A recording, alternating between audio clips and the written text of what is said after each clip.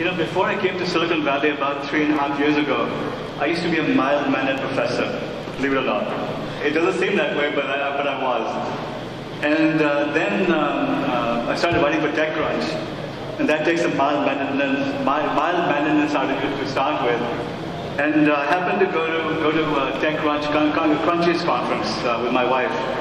And we were sitting, on the front, and Mark Zuckerberg was sitting about 2 seats from us. So my wife, in the middle of the program, says, "Vivek, you notice something strange over here?" I said, "Yeah, that's Mark Zuckerberg. Wow." Okay. She says, "No, forget about Mark Zuckerberg. Look around. What do you see?" And I said, a lot of different people, mostly young people. She says, "Look at their gender, mostly male." She says, "Look on the stage. How many women have you seen?" Just 2 so far. Heather Hardy, the CEO of TechCrunch, and a circus performer. And that was a big shock to me, because before that, if any of you followed my work, I was writing about diversity in Silicon Valley. I called it the ultimate meritocracy. I documented that 52% of the startups in Silicon Valley were founded by people like me, people born abroad. I raved about how anyone, anywhere could come and make it in this fabulous land, and how it was a model for how the world should be. Until that TechCrunch event. And that was eye-opening for me. And I had researched entrepreneurship. I went back and analyzed my data. I got a number of other researchers to start looking at with me. And we were stunned at what we saw that, according to one data set we looked at, only 3% of the startups were founded by women in the tech and engineering sector. And then I started looking into why this was happening, what was happening. And the more I analyzed it, the more I was shocked at what I saw, that there's actually no difference between successful men and successful women. If you look at every data point, women tend to do better than men do. I started writing about it. And all hell broke loose with my first piece, which was titled "Silicon Valley, You and Your Venture Capitalists Have a Gender Problem." It was bad enough getting nasty emails from some of the people at TechCrunch, but what was worse was the private emails I was getting from my male friends, venture capitalists, respected people who I look up to, saying, "Vivek, if you want to make it in Silicon Valley, don't bring up such issues. Friendly advice." Another one says, "Hey Vivek, what's your agenda? Are you trying to get laid?" I mean, just horrible messages like that. And I said, something is seriously wrong over here. That this is, when you get attacked so vehemently, something, it tells you that you're hitting nerves. I started researching it more and more and writing more and more about it. And then I had the Hispanics and blacks point out to me that, "Look, how many blacks did you see over there?" At that TechCrunch event, there was one black guy on stage representing a CEO, but he was a token black on stage. There were no other blacks there. And I don't even recall seeing a Hispanic at that entire event. My hats off to Jason for this event. If you look around, it's pretty diverse. It's not perfect, but it's much better than you see anywhere else in Silicon Valley. The fact is that Silicon Valley is not a meritocracy. Yes, if you're an aggressive male, if you're an aggressive young male, it doesn't matter where you're from, you can make it big over here. But if you happen to be a black male, or if you happen to be a Hispanic woman, you're out of luck. That is the reality of Silicon Valley. We're going to discuss that here. I was kidding about diversity in our dog, but we have a very diverse audience over here. And I'm going to ask them to tell you their own stories. Adrian, please go first. Hey everyone. My name is Adria Richards, and I'm a developer evangelist for SendGrid. So I live here in San Francisco, go to a lot of hackathons, and so my perspective will be from the ground, talking with developers and talking with women and people of color who have shared their stories and thoughts and feelings and discoveries on the panel. Danilo, my friend. My name is Danilo Campos. Once upon a time, I built the Hipmunk app, and before that, I did, thank you, I did some indie iOS development. I was born to a 20-year-old with a GED in Puerto Rico, and I really have no business being in tech, and yet I got here anyway. And I'm going to tell you a little bit about how that worked and how we can get more folks like me sitting in places like this. And our token white woman. I'm just kidding. My friend Frida. Frida, I respect you very highly, so don't take that badly. Oh, no. My name is Frida K. Klein. My first job in tech was at Lotus, the software company that did 1, 2, 3. And my job was to make Lotus the most progressive employer in the U.S. And that was 1984. And so we started with a lot of initiatives, a lot of diversity initiatives, lots of things we did through philanthropy, through our own human capital practices. We surveyed all the employees. Every employee had to rate their manager and all the way up to the direct report of the CEO on the day-to-day degree to which they lived the values of the company, including diversity. And managers' scores from their employees were what determined their bonuses. So that was 1984, so I have a lot of experience and history and perspective on what works and what doesn't work. And these days, about a decade ago, I started a nonprofit called the Level Playing Field Institute that does research. We've done a big study on hidden bias in IT work environments.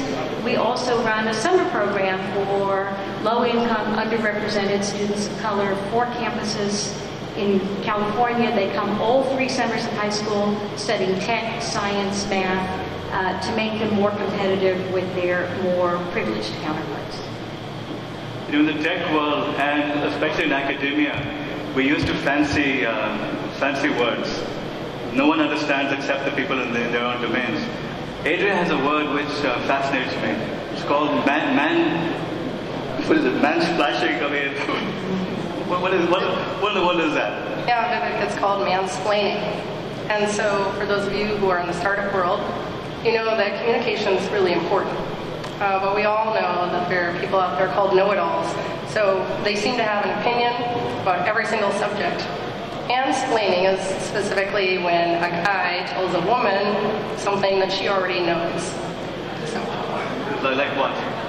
Well, so I was on the plane the other day, coming back from Long Beach to San Francisco, and I'm sitting next to a wife and a husband, right? And the flight attendant is putting the luggage up top, right? And she's closing it. So the guy's like, push harder on the luggage, right? So I say to the wife, I'm like, he's mansplaining. She knows her job. She's like, I know. So that is mansplaining. You think it happened a lot in Silicon Valley? It does. It actually just happened a little bit ago here. I was telling someone I'm going on at 2 instead of 1:30, and he's like, no, it's going to be later. Like, that's strange, because I'm the one going on stage. It is at 2. It happens a lot. Yeah. Very interesting. You know, when I was raving about Silicon Valley being a meritocracy, I used to get some very angry emails from people every now and then questioning that. And I thought it was just people who felt left out. And I couldn't understand why people were so upset when I called Silicon Valley a meritocracy. Did you know why is that? I mean, you're not happy about it being called a meritocracy. I think it's a lot more complicated than that. I think that when you've got people talking about Silicon Valley being a meritocracy, you've got a lot of people who are trying to maintain the status quo and insist that everything is just fine as it is and nothing needs to change. And that stance is, frankly, that shit is offensive, because what you're saying when you're saying that this industry is a meritocracy is that you're looking at having largely upper and middle class white males as the guys who are in authority, the guys who are in control, the guys who are starting things.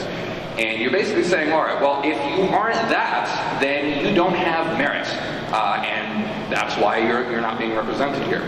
So there's a lot more complexity as to why we have the mix of people that we have here. And it's important to understand that it's not just about how much you want it, how much you're energized to participate in this. Not everybody is starting from the same starting place. You've got people who are being born a lot closer to things like parents who have academic credentials, for example.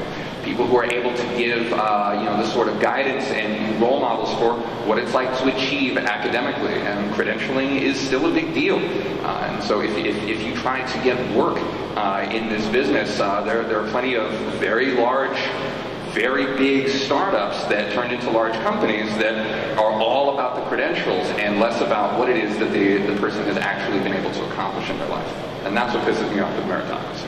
You know, Frida, one of the comments which I received when I wrote that first TechCrunch article, which still sticks in my mind, is that to the fact that males are underrepresented in the ranks of strippers. Why should we care? So now, why should this audience care about diversity? Why does it matter? Well, I think it matters for several reasons. It matters to me because of fundamental fairness.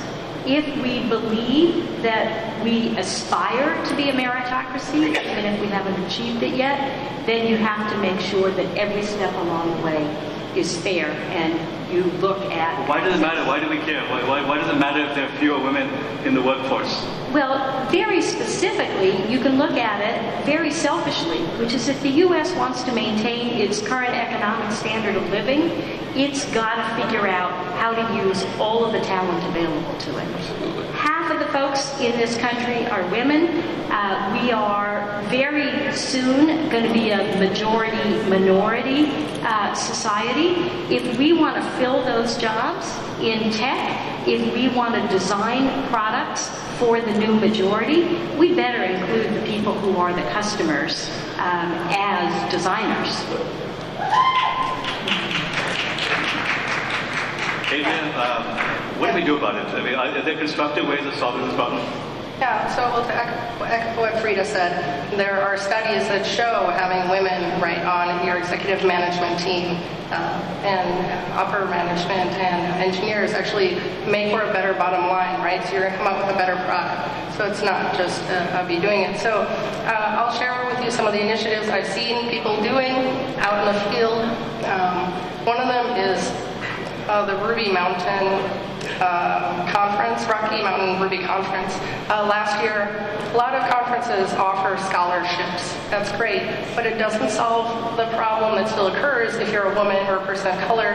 You come to a conference and you look out there and everyone doesn't look like you. You feel alone. So they took the extra step and they said, if you get a scholarship, we'll actually pair you with an experienced Ruby developer to show you around the conference and introduce you to people. And so basically there's we will help introduce you to this network. And that's really the biggest thing I've seen living out here for 3 years. I came from Minnesota. I've been in tech for 10 plus years, but that's what was different out here. Another program is called Rails Bridge, and it was started by 2 women, Ruby and Rails developers, because they wanted to see more diversity at conferences. The nice thing with Rails Bridge is you don't have to be only a woman to participate. You let guys participate. And the important thing about that is any startup you're going to work at, it's not going to be all one gender. If you're a woman, it's very unlikely. So you're going to need to work with guys. So you should be going to events that have guys. And it's not that guys don't want to help, but we have to give them opportunities for them to be allies. Adrian, I'm going to put you on the spot here and ask you a question we didn't plan for. Have you been discriminated against? Yeah. How? I mean, how did it feel? Well, I would say on the most basic level, it's often just making an assumption about my skill set.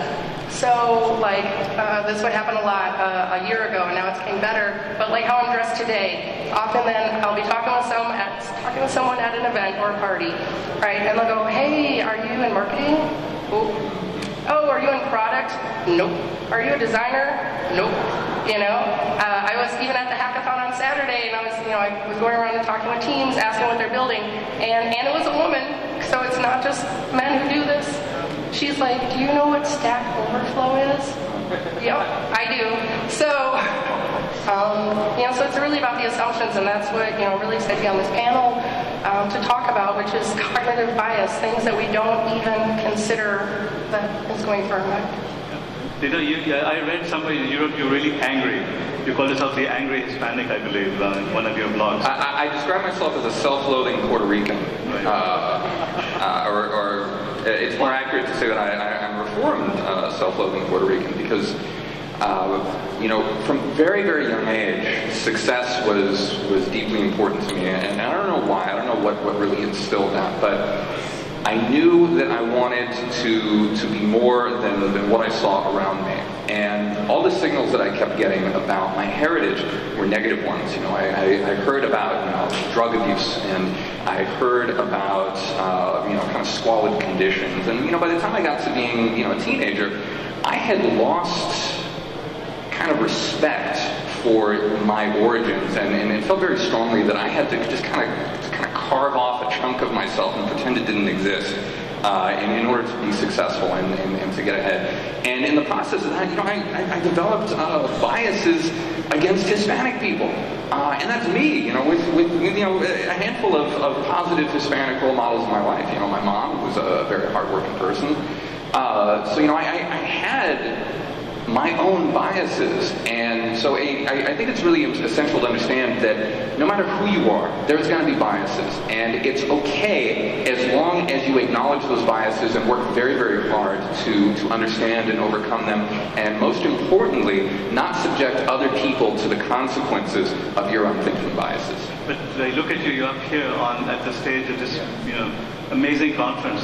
How does a guy like you, who was in such a bad situation, end up being a rock star on stage like this? Well, that's the thing. I was not in a bad situation. I am extraordinarily privileged in that while my mom did not start out with a whole lot, she started out with enough initiative and drive to say, you know what, damn it, I'm going to take care of this kid. I'm going to make sure that he has a decent life. I'm going to do what I can within my limited means to take care of him. So I had some stability in my life. I had access to a computer in the home by the time I was 10. And the thing that's interesting about this trajectory is that I spent more than 10,000 hours as a kid learning about my computer and getting to know it and really being passionate about it. But I had no idea that I could take that passion and actually translate it into a career because I didn't see any people up there who looked like me.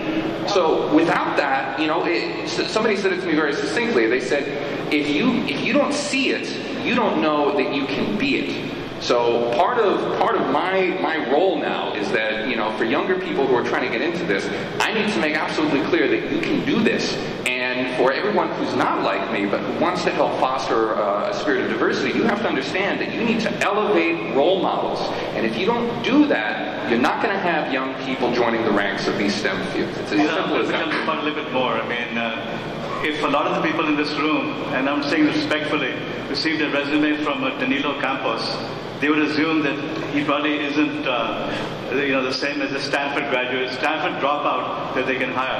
How did you achieve the success? How did you end up developing Hipmunk stuff? I don't have a computer science degree. And again, I have no business taking a role as like a lead mobile person.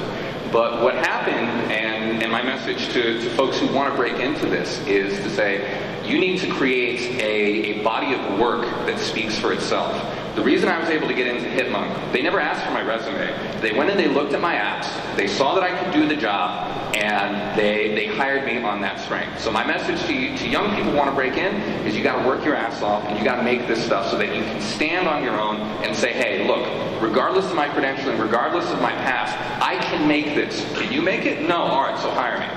And if you're trying to hire, let's pay attention more to results and less attention to pedigrees and all of this academic crap. Because I have spent plenty of time with people with very nice degrees who didn't know jack shit about what they were doing. So it's got to be about more than where you went to school. Frida, I tell my friends that you and Mitch are two of the greatest people I know. Because even though you've achieved so much success, you're spending your life giving back. You've done extensive research on this topic. Tell me about the work you've done with the research shows, your studies on neuroscience, and so on. Give us a perspective here of how we can level the playing field. I think there's an incredibly unifying message that's arising today from all the new research in neuroscience. It stops what I see as the very vicious, nasty, and pointless debate about some people are bigots and some people are enlightened. What it does is it says, as human beings, our brains are wired to be biased. That's settled. We automatically associate two things. What we associate is what some neuroscientists call the thumbprint of our culture. So now the question is, what are we going to do about it?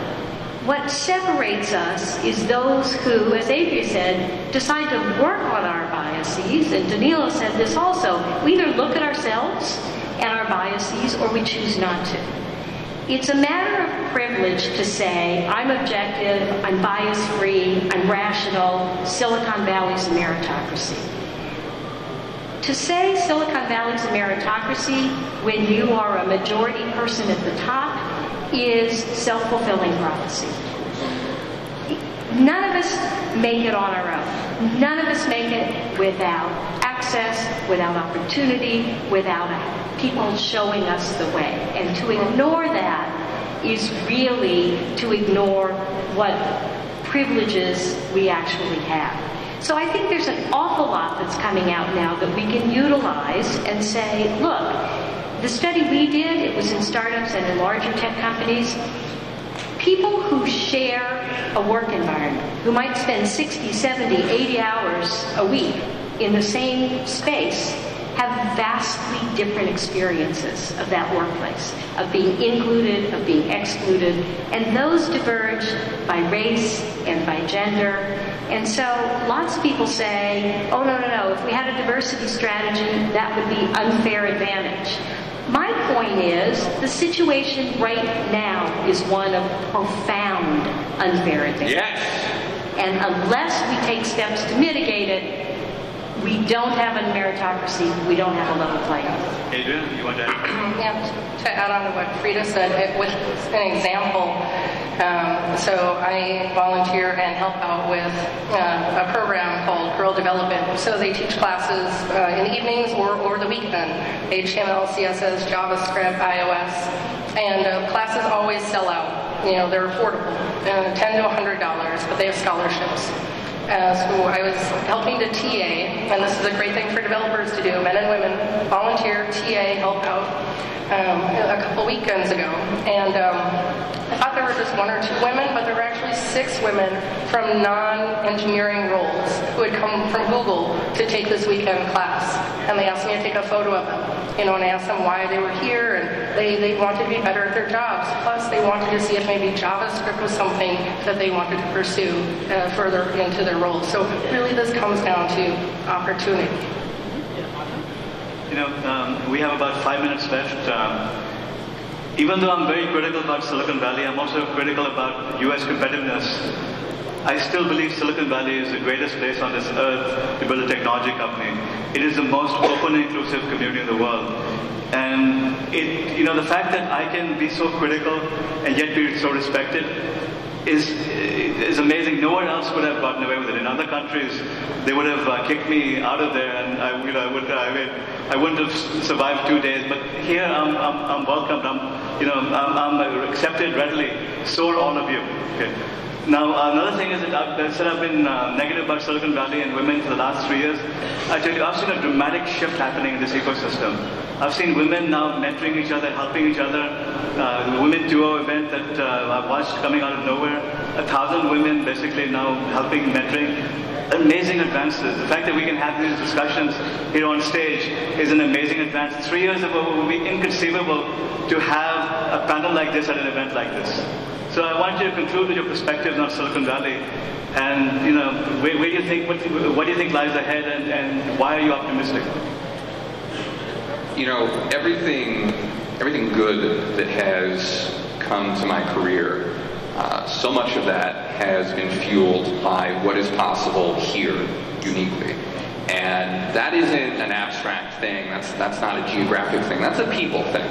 So we've got some of the best and brightest and most decent people on the entire earth all around us right here. And I am heartened by the fact that, in speaking about this, people have reached out to me, they've been eager to pat me on the back and to reassure me that things will get better, and they wanted to talk to me about how together we can make a better place.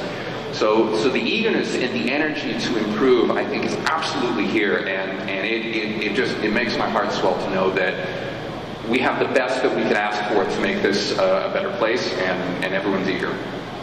Adrian? So I share those opinions about the Valley as well. If you think about it, this is the place to come and take chances. This is the place to come and make mistakes. And with that being said, not just with technology, but how you think about things, right? There are so many people here who are helpful and very outgoing, and they're willing to reconsider how they've been doing things, because that's the nature of technology. It's the nature of efficiency. I can tell you, if you're watching this and you've thought about coming to the Bay, you should come. We're here for people to support you, and it's been really awesome. I'm really glad that I made the choice to come out here. Well, I concur, and I think everybody ought to jump in. But I think also being well-meaning isn't enough. Saying I'm a good person, I'm a smart person, doesn't substitute for doing your homework, for rolling up your sleeves, finding out about what other people's experiences and barriers are.